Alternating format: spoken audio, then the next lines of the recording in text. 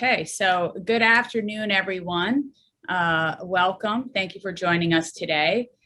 We are about 10 weeks away from the Democratic primary, and which is June 22nd. So please mark your calendars. And the mayor's race is heating up.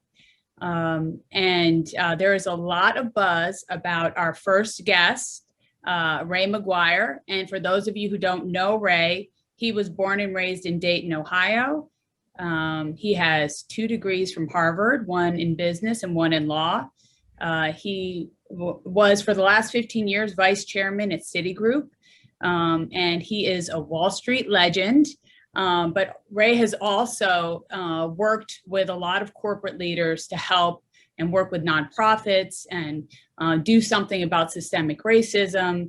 Ray is a true leader. And he has the McGuire Comeback Plan, which is a blueprint to revitalize and rebuild New York City and create jobs. But he has a lot of great things to say. He's very pro-business, and we're excited to have him. So Ray, the legend, I'm going to give you the floor, and then we're going to have questions. Guys, thank you so much, both Beth and Pam. It is great to be with you all. You are like, you know everything that's going on in New York City because you're at the middle of the real estate world. You know, that is, I take a lot of interest in your views, and I have so much respect and admiration for the longevity that you all have had in the city and what you mean to the city. So it's really an honor to be here with you. And thank you for that generous introduction. I grew up in Dayton, Ohio, just a little bit briefly about who I am. I grew up in Dayton, Ohio, raised by my single mother in the neighborhood. My mother sometimes had to work 3 jobs. She eventually decided she's going to be a social worker. So my mother, along with my grandparents, raised me and my 2 brothers. And at any point in time, we had half a dozen foster children in our home. Education was the way out. She sacrificed for me, beginning in the 6th grade, where I had to walk 3/4 of a mile to a mile to get to a street corner, where a bus would pick me up to take me to the suburbs, where there was a school to which I attended from 6th grade to 11th grade. 11th grade, there was a teacher said, you know, Ray, you have an A average, you average 28 points per game playing basketball, and you're president of the school. If you're as good as they say you are, why don't you go test yourself against the big boys and girls in the East? I said, okay, where are they? So I took a Greyhound bus around New England by myself, and I landed at a school called the Hotchkiss School in Lakeville, Connecticut. And when I got there, my classmates had those short sleeve shirts with alligators, cost more than my entire wardrobe. It was another world. And so I did that for my 12th grade year, my senior year. I kind of threw everything up in the air to go test myself and did okay, and applied to colleges and got into colleges. So let me just edit a little bit about what you said. I went to Harvard College too. So that means Harvard College, Harvard Law School, and Harvard Business School. When I came to New York, I had 3 things. I had a great education, I had a lot of debt, and I had no money. So this city has been great to me. It's where I met my extraordinary better 3/4 wife. We have 3 children. She's an author.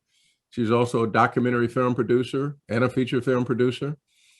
We have 3 kids, Leo, who is 8, Ella, who's 18, just recently heard back from colleges. So we're excited about that. And Cole, who's 20, who is a 1st round draft choice in the last NBA draft lottery, and now is the starting point guard for the Orlando Magic. So it's been great to me personally and professionally. I've been in the world of finance for 36 years. And when I started off, there were maybe 1 or 2 people who looked like me in the world of finance. So I broke down a lot of doors. And while I was a soul brother, S-O-U-L, I made certain I wasn't the soul brother, S-O-L-E. So I've been able to do that and extend the ladder and get jobs and get people trained and promoted and compensated. I have likely created more jobs and opportunity and more wealth than all the other candidates combined. And in addition to doing that, I manage budgets that are larger than most state budgets and negotiated some fairly sizable transactions, probably to the tune of $700 billion or so. And so it's been great to me professionally. And I've also been able to be involved civically. Arts education, arts, culture, healthcare, New York Public Library, New York Presbyterian Hospital, Museum of Natural History, Whitney Museum, Studio Museum of Harlem, De La Salle Academy, figure skating in Harlem, Harlem School of the Arts. So it's been across the spectrum. And the city's been great to me. But at this moment in time, And you all know this because you live it. The city's facing the crisis of COVID, the crisis of the economy, the crisis of religious and racial hatred, the crisis of safety, crisis of education. And so we have to address that. My vision is the greatest, most inclusive economic comeback in the history of the city. 500,000 jobs. It is safety and justice, and it's education. So that's a little bit about who I am, a little about what I've done, a little about the vision I have for the city, which rests on those three pillars: the economy, safety, and education. And I should just say one other thing. I'm not in anybody's pocket. I have not been termed out. I am not looking for promotion. I haven't served in anybody's administration. So my sole focus is on what's in the best interest of New York City, especially our children, and the sensitivity that we also have to our elders. And so with that, why don't I pause, Bess, Pam, whatever you guys have for such an illustrious, august group. Please have at it. So any questions you got? But let me just invoke the following. If you don't mind, let me invoke the following. It's called the 5-minute option. And what is that 5-minute option? The 5-minute option is that none of your group has the option to call you 5 minutes after this call is over and say, Bess, Pam, I wish I'd ask him that question. Okay. So just ask now, whatever you got. Ray, I have just a quick, we were talking earlier, New York City is a place of hope and opportunity. In the last few years, as Pam and I were talking about, the real estate industry has been, thrown a lot of curveballs with the increase in mansion tax and transfer tax, and now this pied-à-terre tax that's been looming. So you as a business person, how would you plan to work with a very progressive agenda that's looking to demonize the wealthy and all these sorts of things to make sure that we don't have these sort of policies that are based in politics versus economics? So let me just tell you my view on some of the state tax increases, because I think that's one of the points of reference here. My view is that the package of increases that have just been approved will disproportionately fall on New York City businesses and residents. I'm concerned that it will push companies and higher income tax families out of the city, which is going to cost tax revenue and jobs. And as money raised from the tax increase would be controlled by Albany and not New York City, it could be used to fund projects outside the 5 boroughs. So in the end, NYC loses. If we need to raise taxes to balance, if we needed to, I'm saying if we needed to, then I've been open to people like me who've done well, paying more to help. But thanks to the billions in aid that we've gotten from the federal government, there was no real need to raise taxes. Instead, we should use the federal aid as a stimulus to jumpstart the economy, which is outlined in my Go Big, Go Small, Go Forward plan. And my plan does just that. It balances city budget so that $1.8 billion in federal stimulus can go directly to New Yorkers to create jobs. So I think we need to review this. That's on the state tax increases. Then the property taxes. Listen, it's been more than a year since the mayor and city council's property tax commission released its report, and we see no action. So it's time to change that. And we know the impact it has on low and middle income single family owners pay a higher percentage of their home's value in taxes compared to New Yorkers in more affluent neighborhoods due to gentrification. So we need to address that. Thanks, Ray. Pam, do you have a question for Ray before we get to, I have a bunch of questions here in the chat. So Ray, you said you're not in anyone's pocket, which is great. But there are some powerful unions that exist in New York City, and there's a lot of problems that exist, particularly with the way education is perceived for all in New York City. Do you think you would be working with the teachers union? Do you, what are your views on how to make sure every child in New York City is getting the proper education? So the answer, it's a fundamental question here, Pam. The system is not working. Let me just give you a couple of numbers. If I were to randomly take 10 fourth graders, black and brown fourth graders, take 10. 2, maybe 3 can read. 2, maybe 3 can read. If I look at the nation's report card, or more specifically, I look at the state's report card, and I take 3rd through 8th grade, black and brown kids, 84% below proficient. So I do have a plan, and I do need to work with the teachers union I need to respect, and I need to work with the teachers union, but I want to be clear. I want to be very clear about my approach. My approach is to fight for our children. Our children's lives should not be determined by the zip code in which they grew up, in which they're born. It should not be determined by that, but today it is. And so I have a plan called Cradle to Career. Pre-K is good, so let me stipulate that. We need to do better and more, but I want to start earlier. As all the parents know, as our children are developing their learning, I want to start at 0 to 4. By the time our kids get to pre-K, they're on schedule. I want to make sure that we have affordable child care, that we have care for the parents, and that we appropriately compensate the caregivers. And then, for my account, I want to make certain that by the end of the 3rd grade, every child in New York City can read. Why is that? Because all the educators and the scientists will tell us that between 0 and the end of the 3rd grade, our children are learning to read. After that, they're reading to learn. And we've lost far too many whom we didn't teach to read by the end of the 3rd grade, and there's no remediation. By the way, 80% of the people who are at Rikers Island, 80% don't have a GED. If I look at the population between 18 and 24, 1/3 read at a 5th grade level. So I want to make certain that by the end of the 3rd grade, every child in New York City can read, either through a New York City tutor corps where we stipulate or we certify college students to come in and teach, retired teachers or existing teachers. But I need to make sure that that happens for my account. Then I want to make sure that at the beginning of the 6th grade, our children are digitally and financially literate. And I want to expose them to different career opportunities. They can go into real estate. They can go into medicine. They can go into technology. They can become a plumber or welder. Whatever it is that they want to go into, we expose them. In the 8th grade, I'll make certain that every child has a summer job who wants one, paid summer job, and they can continue to pursue the interests that they develop early, whatever that interest is.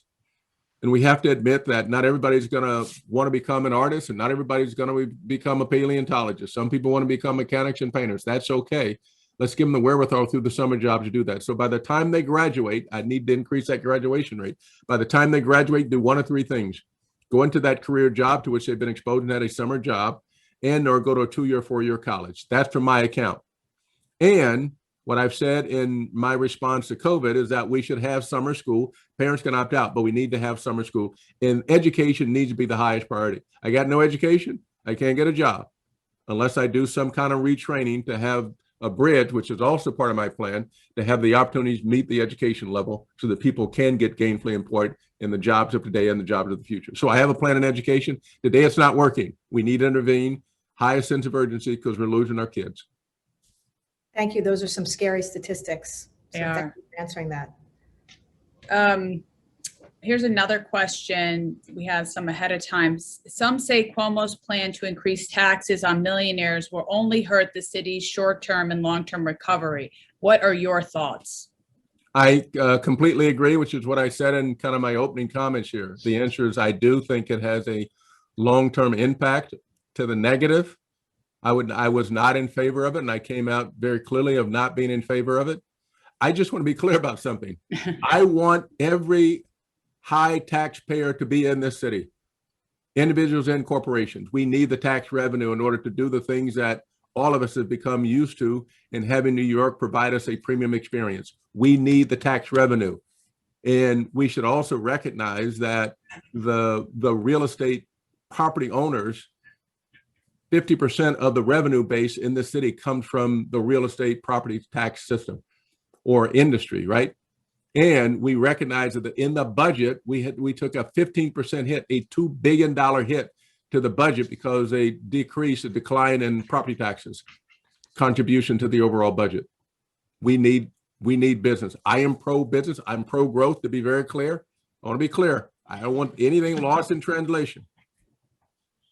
Great. That's great, Ray. We love hearing that.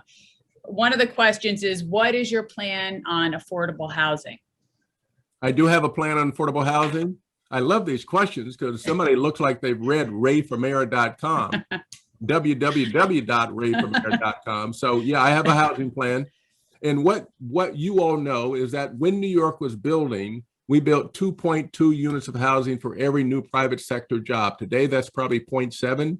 units of housing for every private sector job, which means that the demand has so exceeded the supply that the place has gotten really expensive, probably too damn expensive for a lot of us. And so I've had a plan that says I'm going to increase the housing stock by 10%, which is 350,000 units. 45% of New Yorkers are rent burdened, which means that they pay 50+% of their income in rent. And my plan is to build deeply affordable housing at below 50% of AMI, and or build housing that allows me to house those who are formerly homeless. Those people are at 30%, 40, 50% of AMI, all the way up to 100% of AMI. There are examples like this. Bronx Common is one, where I've just spent a lot of Saturday at the Bronx Common, where they not only have great units, but they have facilities for seniors.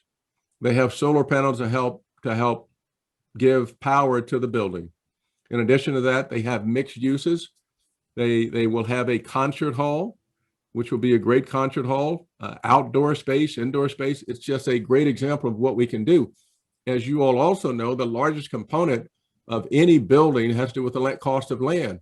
So I would do an inventory of what's available to the mayor, to me as the mayor, see where we can partner with the developers to build mixed use, especially affordable housing, including housing for seniors, where I intend to double the number of units for seniors from 1,500 to 3,000, $500 million directed to making certain we have the necessary supply of what I call elder housing, older New Yorkers housing. Great. Sorry, Pam, go ahead. Ray, so much has been made of past policing practices and current policing practices. An article in the Post about the New York Times with their thoughts on defunding the police, yet they have a uniformed policeman in their lobby. I mean, it's just such a hot button. How do you feel you can balance the needs of the people and the fairness that people need to be treated fairly with the crime and, the rising statistics not in our favor in New York City? So let me address this in 4 categories, if you will. One is safety. We need to make our streets safe. It shouldn't be the case that any of us have anxiety over bodily harm walking out of our apartments. Let's deal with that. That's number one. Number two, we need to deal with the gun violence. It's up north of 100%. Now, murders are up 40 to 50%, but we need to deal with the gun violence. In so doing, so that's safety, gun violence. We need also to make certain that we are managing what's an increasing problem, which are those who are mentally challenged, those who are mentally ill. And we need to make certain that we are appropriately using Kendra's law. We cannot suffer through another incident like the alleged Rigoberto Lopez incident, where somebody's got a history of mental illness, goes to the subway and stabs 2 people. So we need to address that, and we need to address policing and policing reform. I was last week in Minneapolis, Minnesota, along with Reverend Al Sharpton and Mother Gwen Carr and Governor David Patterson to support the Floyd family. And my trip there was based on commitments that we made at the March on Washington, which is intended to highlight the importance of us all focusing on police reform. I am not for defund. Let me be clear about this. I am for better policing. I'm for reallocating some of those funds the following way. My structure for policing includes me appointing a deputy mayor for public safety to interact daily with the NYPD to make sure that there's day-to-day management of the NYPD from my vantage point. Number two, I'm going to have the chain of command held responsible. For one or more law enforcement people who commit some kind of aggressive act, the entire chain of command will be held responsible. And I'm going to institute an emergency social services office. What is that? That's 4 to 5 of the 10 calls that go to 911 today have to do with mental health care issues.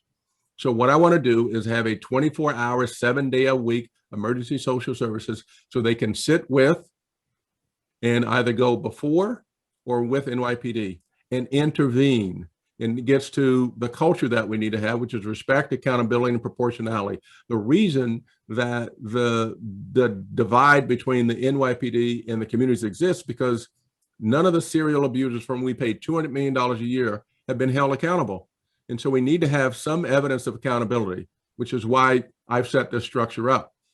And proportionality. It has been said by many, if the only thing that you have is a hammer, everything looks like a nail. In many of our communities, it's a sledgehammer.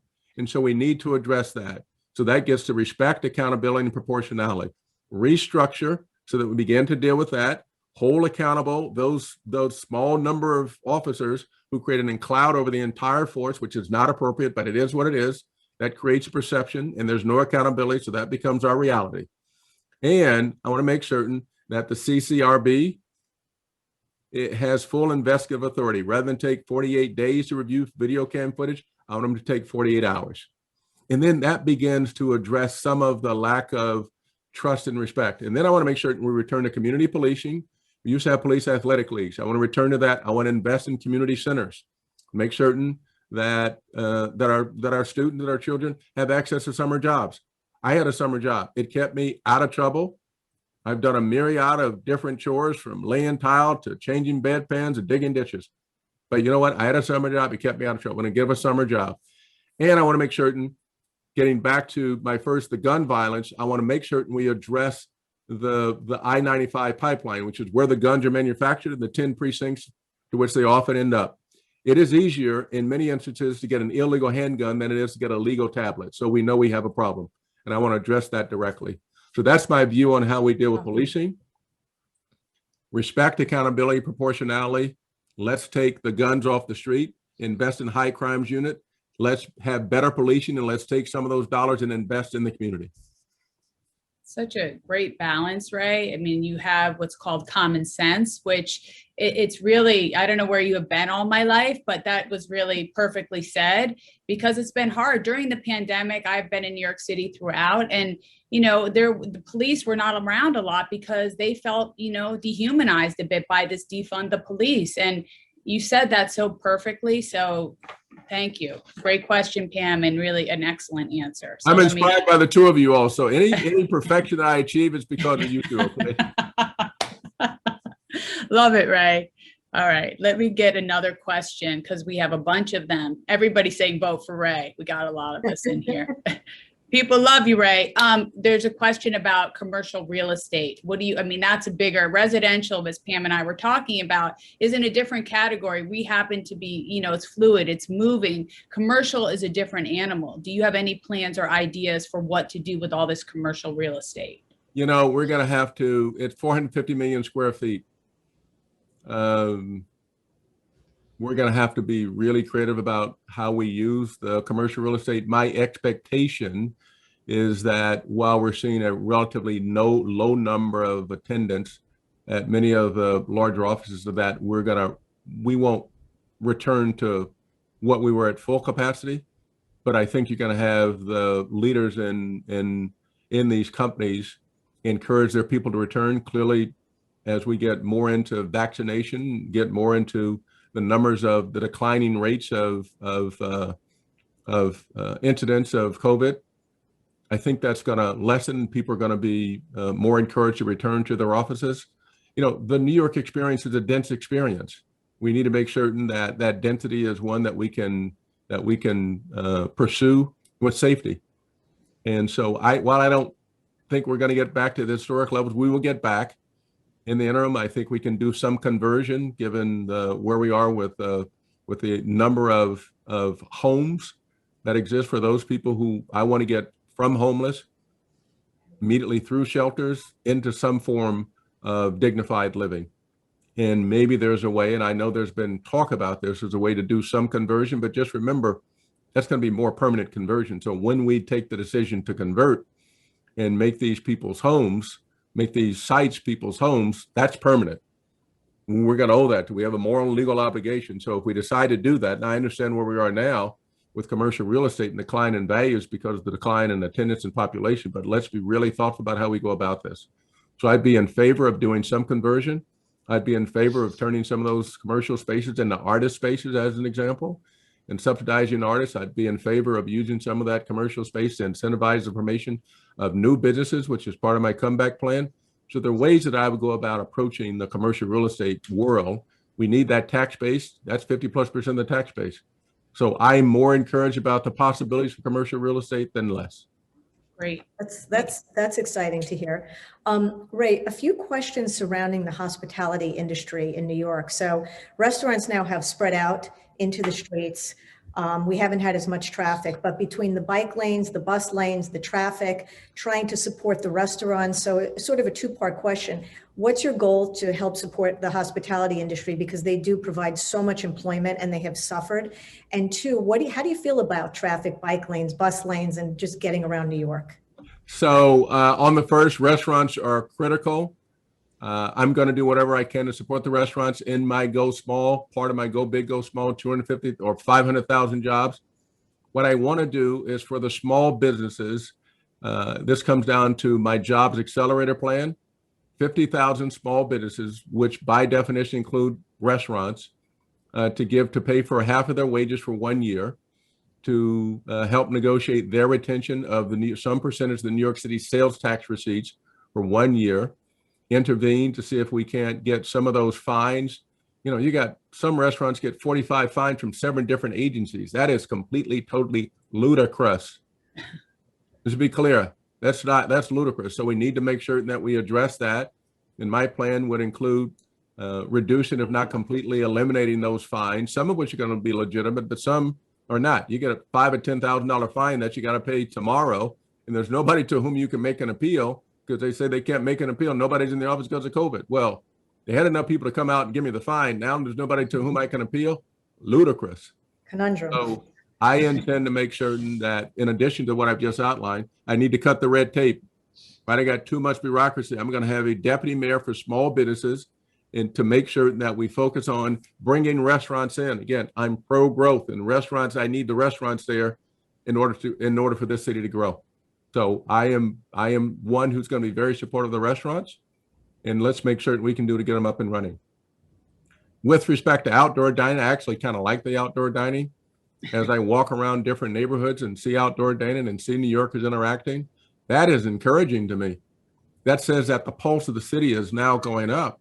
I remember the days when I, sat in my neighborhood, and there are a few of us at these tables, and I've just gone through to see the number of ones that couldn't manage through COVID. And, those are difficult experiences to have. Restaurants and small businesses, not only the lifeblood of the city because they represent 50% of the employees, but they are cultural. They're the cultural centers. In many of the neighborhoods, in many of the boroughs, that's what is the lifeblood. Not only for all citizens, but just think about the elders for whom this is how they connect with us. And so, yeah, I'm focused on the restaurants. That's great. And the traffic situation? The traffic, well, that's a complicated one. It's complicated because on the one hand, you have limited parking spaces. On the other hand, we're trying to get to net zero by 2050. So you have people who are encouraged by the bike lanes and don't want bike lanes. And then you have the seniors, the pedestrian ramps are not fixed appropriately. And, not everybody's recognizing when the light stops. So we need to make certain that we repair and prepare the streets for our seniors, for our elders, I should say, to make certain that you have the traffic lights and the pedestrian walkways with higher voice and with counts, and make it so we don't have so many accidents. So bikers need to take responsibility, and we all need to take responsibilities. As a leader, I would prepare the city for a aging population. And the reason I say that, because you have to be careful in these bike lanes, and you also have to protect the bike lanes since we're going to have them. They're a little scary. Are you for or against congestion pricing? I think I'm for the revenue base. Yeah, I know it has implications of those who commuting into the city, especially now with anxiety around public transportation. But I think we need to have some form of making certain that the streets, the use of the streets, that we get rewarded for the use of the streets. Great, thank you. Well, Ray, it is 12:30, and I don't know, you've answered so many good questions, and there's still many more people that are asking questions. Ray, what's the best way so that people can reach out to you, learn more about you, get involved?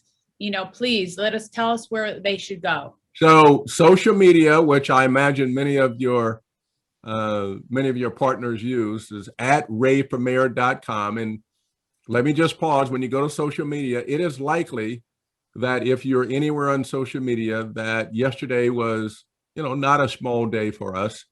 There were people who spend some time on social media. They are the artistic geniuses of our time. One, his name is Jay-Z. The other's name is Nas. The other's name is Diddy. And then you have a guy named Steve Stout. And all of a sudden, not all of a sudden, but just to make you all aware, they were on social media. At least I was on social media yesterday, highlighting the fact that they'd endorse me. So, it's out there. They're big. I don't need to tell you how big they are. And so I'm honored and privileged that they have entrusted me with their endorsement to lead this city. So that's a long-winded way. That's the link for you. We give you the link. It's in the link. And the other thing is now we put the link in. The link is now in the chat. I feel so millennial about being able to say that. The link is in the chat. I couldn't put that link in the chat, but it's there. It's got all the, whatever you need to do. It's Kathryn Garcia's in there now. That's cool. Hi, it's Kathryn Garcia. I don't know where that's from. Somebody's trolling us. That's cool. Thanks for the troll, guys. I know you guys know who's ever trolling us, that we do have Jay-Z, Nas, and Diddy. So troll them too, okay? You'll see that. And remember, everyone, June 22nd is the Democratic primary. The mayor's race. Ray has a lot of great things to say, wants to be a leader in our city. And so get involved. Ray, you have been excellent. We loved having you here. Thank you so much. Thank you. Thank you guys so much. You are the best. I see my one of my early childhood friends, Woody Kerr, is with you all. Yes. So yeah, Woody and I go back to Dayton, Ohio, and I know he's one of your great partners. So thank you all. I don't want to miss any other shout outs, but I saw that in the chat. I feel good about it. Guys, thank you so much. You guys are the best. Thanks, Thank you, Ray. Gratitude. Okay. Thank you, Ray. Thank you, Ray. Be safe, my friend. Thanks. Be safe. Be safe and keep well. Bye-bye. Bye-bye. Bye. Well, here we have Kathryn. Yep. Thank you for joining us. Sorry to run just a moment late there. I don't think Ray realized that was really you. I don't think he did. He was very funny yesterday. We were on a forum and he's like, someone asked, how many forums have you done? He's like, how many forums have we done? A lot. Right. Well, we're equally excited to have you with us today. Thank you so much for coming and sharing some of your time to enlighten us all on what your goals are for the city and for mayor. Just for all of you who may not be as familiar with Kathryn, she is a lifelong New Yorker who grew up in Brooklyn. And after graduating from the University of Wisconsin, she worked in the nonprofit sector before joining the New York Department of Sanitation. Kathryn rose through the ranks, and for the past 14 years, she's been the New York City Sanitation Commissioner, managing the largest sanitation department in the world. Kathryn's known for her frankness and her reputation as a troubleshooter. As she says, good leaders step up and get the work done, and that is what I will do as mayor. During the early days of the pandemic, she was the food czar, getting food assistance to families impacted by COVID. Her bold vision for New York City's recovery emphasizes battling climate change and quality of life issues. Kathryn is committed to racial justice, reforming the culture of the NYPD, improving education, transportation, and overall health. And she might just be the first woman mayor of New York City. So welcome, Kathryn. We'd love to hear what you have to say today. Thank you so much for having me. And I'm thrilled to be here. It would be nice to break the 400-year-old glass ceiling in this mayoral election. That would be a bit of a joy. But I got into this race because the city is confronting overlapping crises, and it calls for real leadership to ensure that we actually bring back this city strongly. We have to reopen our economy and do it in a way that, as you know, we are in competition with other cities for talent right at this moment. And we need to lean in on the things that make us special, whether or not that is art, culture, restaurants, and do targeted investments to bring them back. But as we reopen, we need to reimagine how our economy offers opportunities to everyone and ensure that our education system is delivering that talent to the corporate sector, to the nonprofit sector, and to the public sector in partnership with business so that we are getting the right results. And as we think about doing this in reopening, we know that people are not going to come back. And I am sure you've heard this. It's not that they're afraid of COVID anymore. They're afraid for their public safety. They're afraid that their kids aren't back in school and they don't have that support. They don't like that the city looks dirty and desolate and unexciting. We have to bring back the fun to New York, but do it in a way that everyone feels they can walk down the street in a way that they won't be harassed. That is really fundamental. That is the quality of life. But as we think about our competitive advantage, particularly against other cities, we have to be a more livable city. You know, one of the best statistics recently was that in the meatpacking district, the bid did an open streets over the summer. The revenue at those stores went up 30%. This is the type of thing we need to replicate across the city so that we continue to make it so people want to live here, they want to work here, they want to visit here. And I have put forward a plan for how we really incentivize small businesses as we move forward. It's called the Reopen to Stay Open, and it is about activating our public spaces, eliminating the bureaucracy, and doing microloans. But as we really repair what is currently our major challenges economically, we have to be making investments for climate change. We have to be doing electrification of all of our vehicles. We have to ensure that we are continuing to turn Rikers into a renewable Rikers with battery power and wind and solar. But the streets of New York are where we live, and greening them will be important today. It will help the climate in the long run, but today it will make our air purer. It will make our streets cooler. It is what we need to do to benefit all of us. And so I'm running because I have deep experience, whether or not it was running the city's water and wastewater system or sanitation or the housing authority, but I've been called on in every crisis to step up and lead. I know how it works, and I am able to get it done on day one. And I love this city. You know, this is where I grew up. This is where I chose to raise my children. And it's where I hope that I will one day see my grandchildren grow up. And so I am happy to answer any of your questions. Great. Kathryn, thank you so much. And I know Pam is kind of moderating, but Pam, I'm going to ask the first question. Sure. That's okay. I asked this question of Ray as well, but it's regarding taxes in New York City. So as you probably know, Kathryn, a few years ago, we had an increase in mansion tax, transfer tax. We've had this looming pied-à-terre tax. You're now talking to a group of real estate professionals, independent contractors. And so the real estate industry has been hit very hard, and there's a lot of discussion about more of that coming. I'm just wondering, what is your policy stance on all of these things about, you know, increasing taxes, a pied-à-terre tax, for example? What is your opinion on that?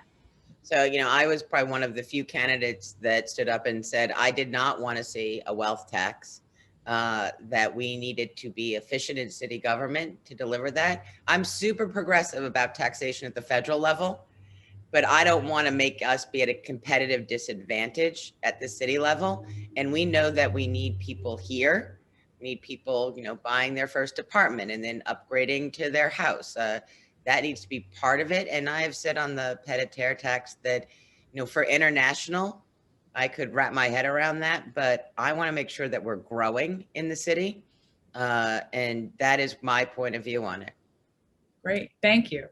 Do you mind if I ask you a follow-up question on that? Sorry, I don't mean to hit too hard on this issue, but it's something that's near and dear to the hearts of the people on this call. When you say you could potentially wrap your hands around an international pied-à-terre tax, I just want to say that for the people on this Zoom today, they would say that these are the people who we need to come to New York to buy the apartments so we get that transfer tax revenue. And the transfer tax revenue has gone way down because of the lack of commercial transactions and the lack of residential transactions as well during the pandemic. So does that at all impact your thinking that people who are coming here and they spend money in the theater and in the restaurants and all that, and their transfer tax revenue is now so significant? I mean, so what is behind the idea of the pied-à-terre tax in your mind? Yeah, no, I think this is the same reason that I was opposed to the wealth tax. Is because we don't want to have the unintended consequences and actually have less revenue. But in all honesty, the property tax system is so broken. It needs to be like really completely wiped out and rebuilt.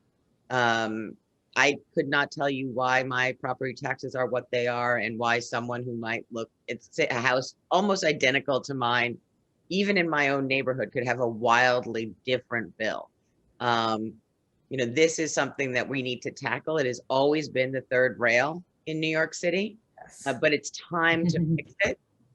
We can manage a little bit of, unevenness in the property tax system. We're not there. It's like, it literally makes no sense. And every fix has made it like more mutant. Right. I've never heard anyone say the property tax system in New York makes sense. So I'm glad that you're on top of that. So when we talk about things being uneven, something that most people will say is very uneven in the city is education, and that the wealthier people have access to a better education system. What is your view on education, and how would you address the needs of the underserved? Yeah, no, and this is something, as someone who does things where I've always served the entire city, the fact that the education system doesn't serve the entire city is somewhat shocking that it's been allowed to be that way. I was raised in the public school system. I know that it can be great. And it is also why people will stay in the city, is if they have great public schools to send their kids to. Because I know that on every single brochure for a new house, it tells you where your kid can go to school. And that's a decisive metric. But this is where I know that we can do really great things. We have to fund them equally. We don't put enrichment programs in all of our schools. We don't actually do the fundamental thing of, let's use a reading curriculum that is scientifically proven to teach kids how to read. I believe we need to expand the number of high schools and not talk about a scarcity model, and have them use the Texas model, which is where you take the top 10% of every middle school. It helps with economic diversity, it helps with racial diversity, and you're going to get really great outcomes. But I also believe that there is a place for charter schools in this, so that everyone has a choice, as well as parochial and yeshivas in the independent school system. This needs to work more together and less as people fighting about it. Kids need the education, they need it now.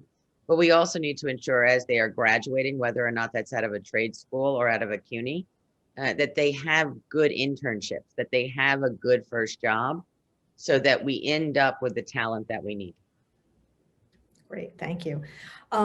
Somebody here is asking in our chat, there's so many problems facing New York City right now, but if you were to highlight your top 3 initiatives, what would they be? I don't know, the top 3 initiatives are everything we can do to get this economy back up and running and growing.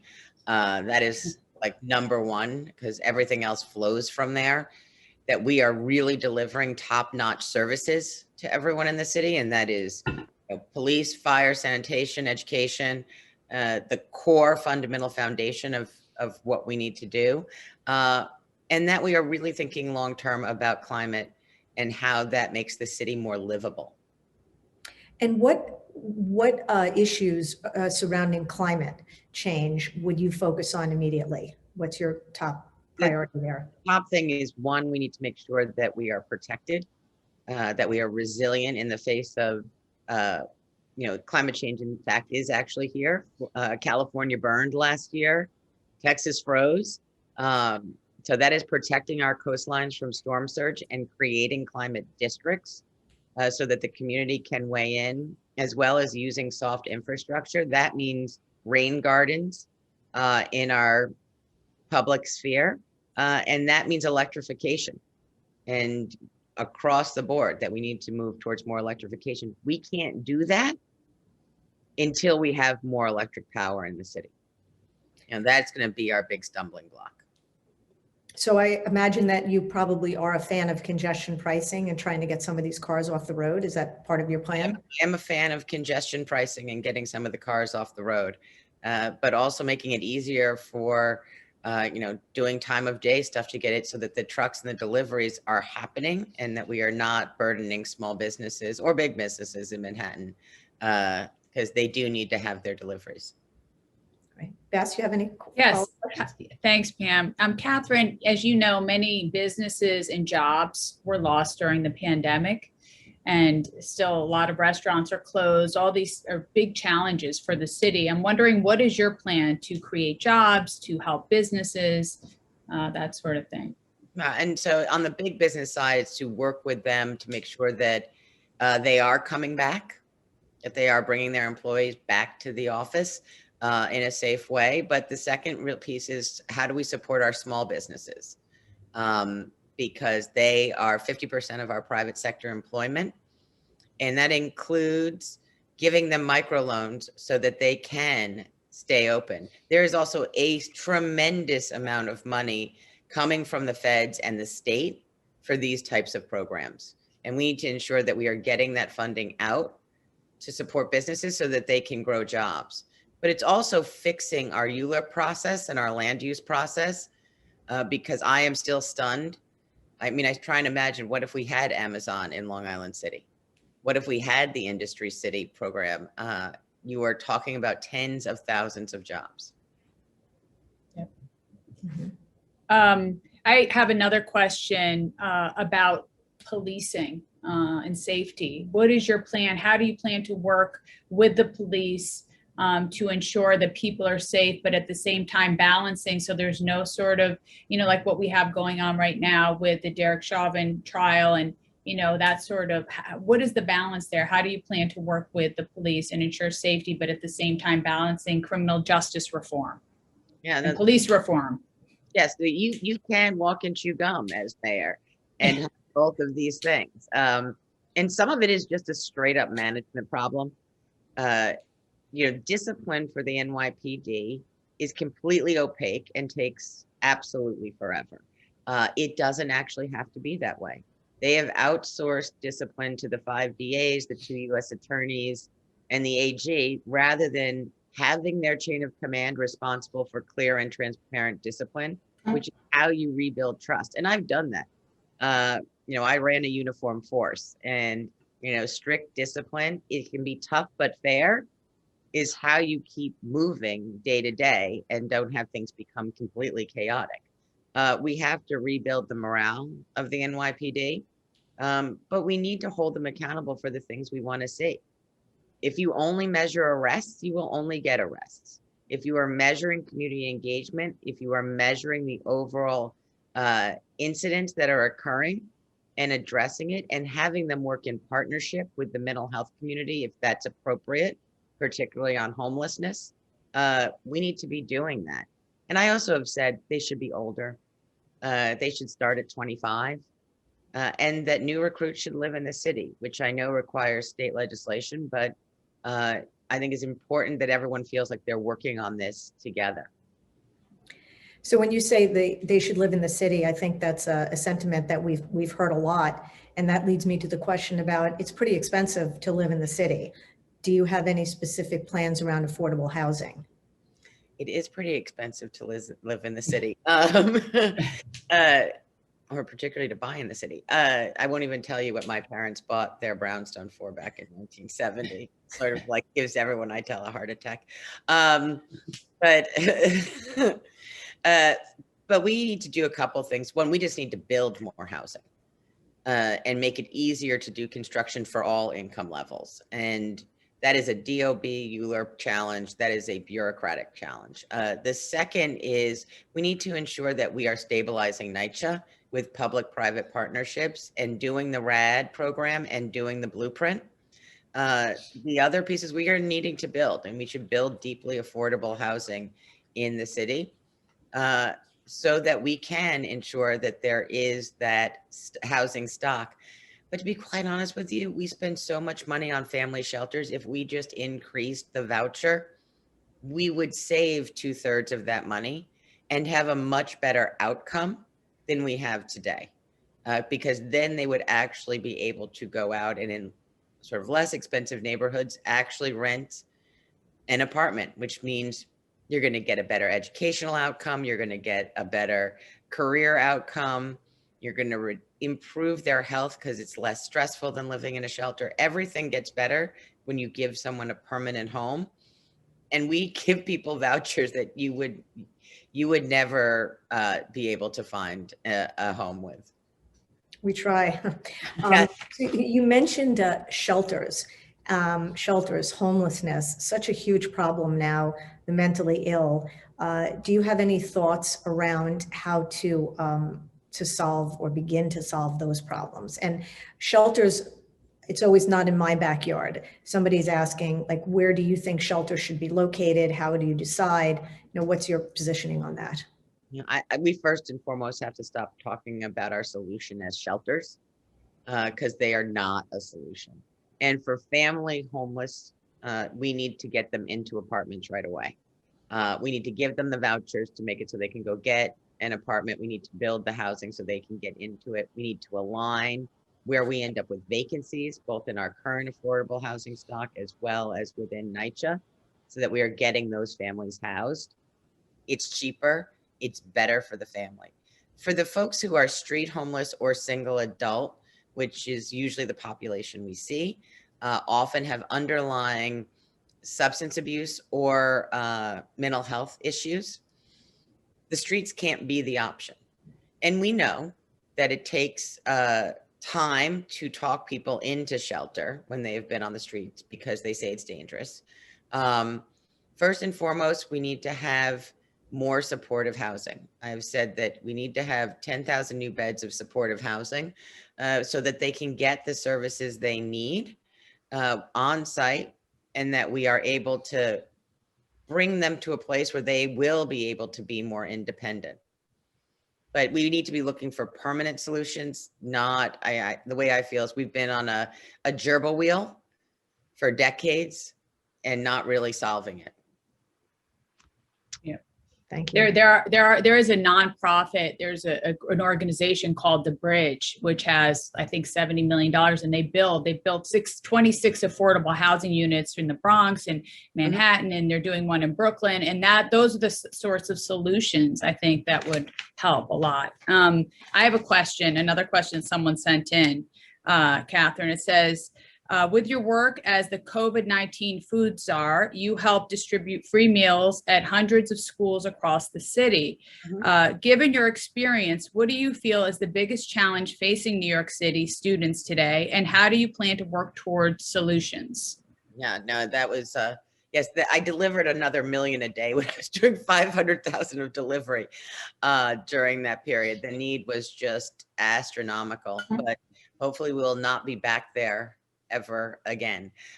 For kids who have been either very, very isolated or not able to get online, this is where we need to be doing a lot of interventions. So one is, I could take $100 million out of headquarters and put it in classrooms, and I don't think anybody would notice, except that the classrooms would actually be in far better shape. Every school needs to have art and music and sports this next coming year, and mental health support. And there has to be a process for the teachers to be having conversations with their upper management, their principals, their assistant principals, so that we are identifying where kids have gone through trauma and dealing with those socio-emotional challenges. Because if you even think about a high school kid who's been in their bedroom for a year doing Zoom school, you're walking into a building with 3,000 people. You know, learning how to be with people again is going to be part of this. And then ensuring that we are doing the accelerated tutoring for everyone to catch them up. So every child's almost going to need an individual plan of figuring out where they are and where we need to get them to as we go into this next year. This is a critical investment that has to happen so that we can not have them lose as much as they already have lost. Thank you. Infrastructure is a real problem in New York City. People talk about you land at JFK or LaGuardia and you feel like you're not entering into the United States. It's I mean, LaGuardia's certainly done a lot of renovations. Driving around the streets of New York, the roads aren't paved. It's just really a mess. Yet, and you talk about climate change, so we want to get more people using public transportation. So sort of a large question, but how do you think you can improve the MTA and the subway system, which we want more people to ride? And what about an infrastructure plan for the roads in New York City? Oh, and are we prepared for the fact that the feds may actually be doling out billions and billions of dollars? Billion, right? I don't think we'll get a full trillion, but billion. And are we ready? Do we have a plan? I would say we don't. We have some projects we really want to see happen, but we don't have an overall plan. And yes, we need to make it so that we are in a state of good repair. And some things are not going to be the sexy projects. We need to do the fast forward project for the MTA and fix the signals. There's no ribbon cutting there, but you might actually get to work or school on time, which is really what New Yorkers want. New York City needs more seats at the table when the MTA is determining its budget.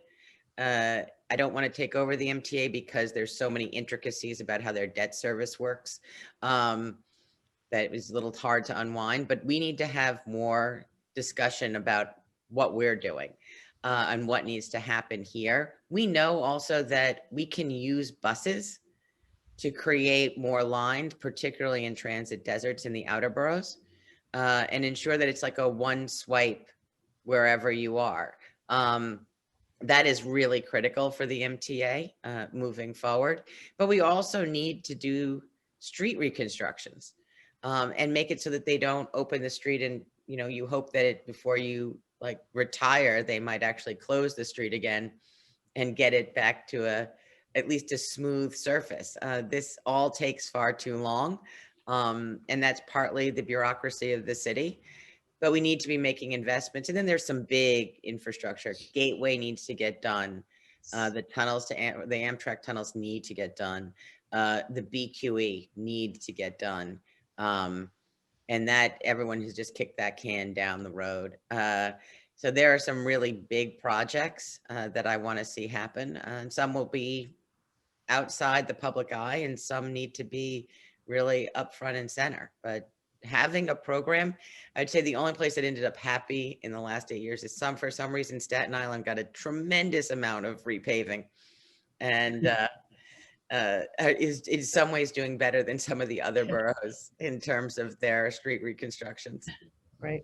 Well, we're almost at the end of our time together. I'm just going to ask one more question and see if Bess has anything also. But as we know, our current administration did not work well with our state administration in Albany at all.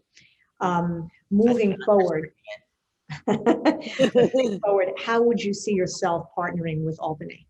Yeah, now you have to have a strategy for Albany because it's also not just the governor's office. It is also our state assembly and our state senate. And there was never a plan and never even a conversation of things that would impact their districts where they actually represent those people as well, and including them. And it would get so bad. I had very good relationships with most of the state folks and the city folks. I would get a phone call from City Hall and saying, can you call so-and-so state senator and ask them to support bonding? Or can you call them and ask them if they'll support mayoral control for schools? And I was like, this isn't my area, but I'll make the phone call. They're going to think you should be making the phone call. But that's really not having an ongoing dialogue so that we're all moving in the same direction. Great. And I just want to give you a shout out. I don't know if you saw it in the chat, but somebody is saying that you did a fantastic job as sanitation commissioner for East 86th Street on the Upper East Side. And they said that you and your office were incredibly responsive. And they just wanted to make sure that you heard that shout out. Jess, do you have anything in conclusion? No, I would like to just say, Kathryn, you've given your life to public service and you're a leader and you're wonderful. And thank you so much, for doing this for all of us and filling us in a little bit about what your platform is. We wish you the best of luck. Again, June 22nd is a Democratic primary. Everybody show up. You got to vote. And where can people find you, Kathryn, if they want to know more? I'm at KG for NYC and I'll drop it in the chat. Drop it in the chat. that would be great. Yes, no, it is great being out here on the campaign trail, and I'm so happy that the weather has improved, and that we have been freed from, hopefully the end of the pandemic is coming. I am feeling extremely optimistic moving forward, but thank you so much for having me. I'm Thank thrilled you, Kathryn. for this opportunity. Oh, Thank you so much. Stay Thanks, safe. Beth. Thanks, Appreciate Pam. all I'll your see you help. soon, guys. Everybody take care. Be safe. Thank Bye, you. everybody.